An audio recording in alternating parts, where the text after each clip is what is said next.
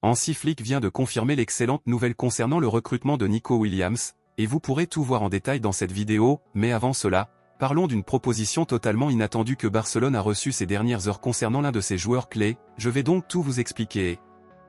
À la fin de la vidéo, je vous invite à me donner votre avis dans les commentaires.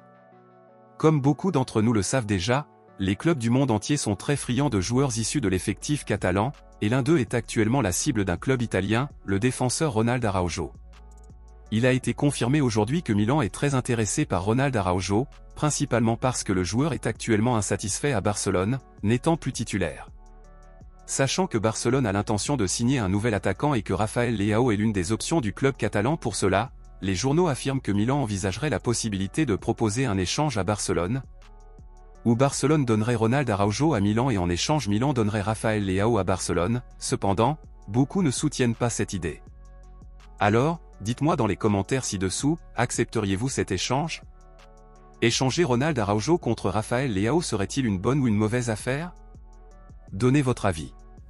Passons maintenant à l'essentiel, une exclusivité. Bien que d'autres noms soient sur la table pour Barcelone, Nico Williams est actuellement la cible prioritaire des Blaugrana pour le poste d'ailier gauche. Cette signature vient d'être annoncée. La presse espagnole a confirmé aujourd'hui que l'entraîneur Hansi Flick avait déjà donné son accord pour le recrutement de Nico Williams, et des journaux comme Marca et Mundo Deportivo ont rapporté que l'entraîneur Blaugrana lui-même avait déjà confirmé le recrutement de Nico Williams.